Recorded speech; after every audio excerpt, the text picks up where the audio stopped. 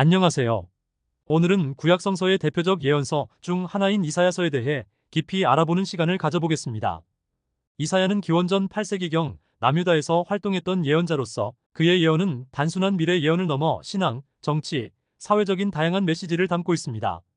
오늘은 이사야서의 역사적 배경, 이사야의 소명, 그의 사상, 그리고 신학적 문제들에 대해 하나씩 살펴보겠습니다.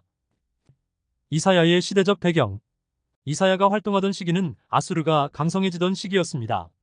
이사야가 예언 활동을 시작할 즈음 아수르의 디글랏빌레셀 3세가 기초를 다지고 서방으로 확장하기 시작했죠. 북왕국 이스라엘의 므나헴 왕은 아수르에게 조공을 바치며 그 세력을 인정할 수밖에 없었습니다. 특히 기원전 734년에 아람 왕 르신과 이스라엘 왕 베가가 아수르에 대항하기 위해 동맹을 맺고 유다를 압박할 때 남유다의 아하스 왕은 아수르의 도움을 요청하게 됩니다. 결국 아수르는 북이스라엘과 다메섹을 유린하며 이 지역을 장악하게 되죠. 이처럼 이사야 당시의 유다 왕국은 아수르 제국의 압박 속에서 언제 멸망할지 모르는 불안정한 상황이었습니다. 정치적 압박 속에서 예언자 이사야는 단순히 정치적 해결책을 제시하는 것에 그치지 않고 하나님을 믿고 의지해야 함을 강조했습니다. 유다가 주변 강대국을 의지하기보다 하나님의 뜻을 따를 것을 강하게 촉구한 것이죠. 이사야의 소명과 활동 연대. 이사야는 주전 740년경에 예언자로서 소명을 받았습니다. 그의 소명 장면은 이사야서 6장에 자세히 나와 있는데요. 우시야 왕이 죽던 해에 이사야는 성전에서 하나님을 만나는 강렬한 체험을 합니다. 하나님의 거룩한 보좌와 천사들의 찬송을 보면서 이사야는 자신의 죄를 깨닫고 두려움 속에서 회개합니다. 그러자 하나님은 그에게 누가 우리를 위하여 갈꼬?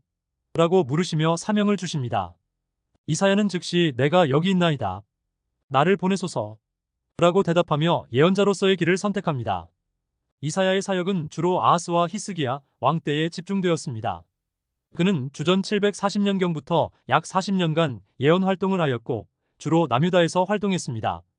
당시 유다는 아수르의 강력한 압박 속에 있었고 이사야는 강대국 의존이 아닌 하나님에 대한 신뢰를 강조했습니다. 이사야의 신앙과 사상. 이사야는 하나님을 거룩하신 하나님으로 묘사합니다. 이는 단순히 도덕적 순결을 넘어서 모든 세상과 인간의 역사에 주권을 가지신 분으로서의 초월적 거룩함을 의미합니다. 이사야의 예언은 여호와 하나님께서 인간 역사에 깊이 관여하시는 유일신이라는 확신에 기초하고 있습니다. 그의 예언은 당시 이방 신들에 의지하던 백성들에게 강력한 경고였죠. 특히 너희가 믿지 아니하면 굳게 서지 못하리라며 하나님을 믿지 않는다면 유다도 멸망할 것임을 예언합니다.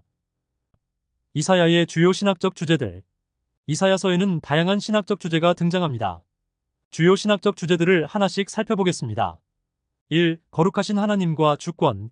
이사야는 하나님이 역사의 주권자이며 아수르 같은 강대국조차 하나님이 세우신 지팡이에 불과하다고 강조합니다.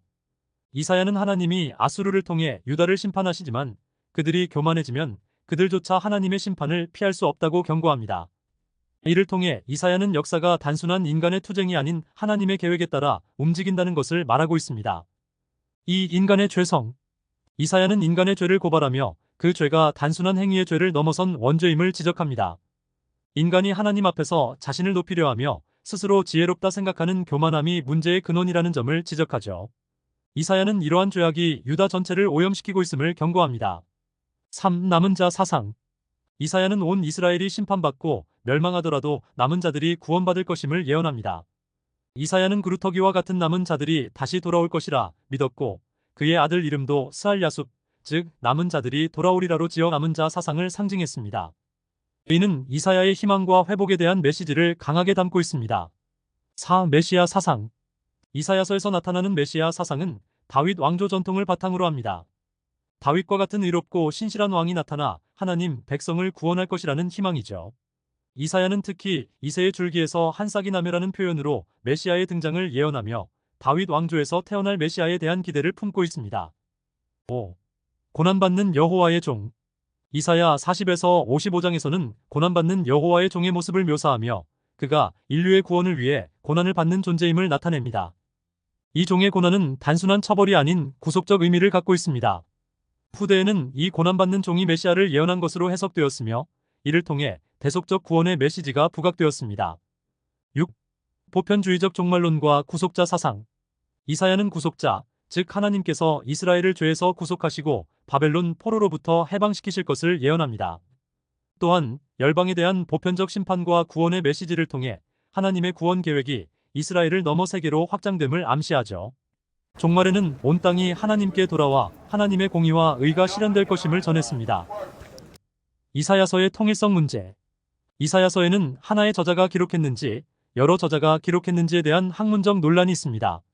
40장 이후는 포록이나 포로 후기에 기록된 것으로 보아 제2이사야, 제3이사야로 나누기도 합니다.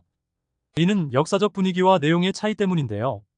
예를 들어 40장 이후에서는 고레스가 이스라엘을 해방시킬 인물로 등장하며 이는 포로기 마렵의 분위기와 맞아떨어집니다.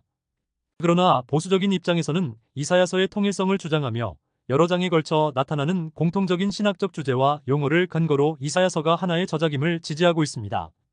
결론 및 마무리. 이사야서는 단순히 유다의 멸망을 경고하는 예언서가 아닙니다. 그 안에는 인간의 죄성과 회개의 필요성, 하나님의 주권과 거룩하심, 남은 자들에 대한 희망과 회복, 메시아의 도래와 구속의 약속 등이 담겨 있습니다. 이사야의 메시지는 단지 고대 유다를 향한 것이 아니라 지금 우리에게도 중요한 의미를 갖고 있습니다. 오늘날 우리도 하나님의 뜻을 따르는 신앙이 얼마나 중요한지를 이사야서를 통해 깨달을 수 있기를 바랍니다.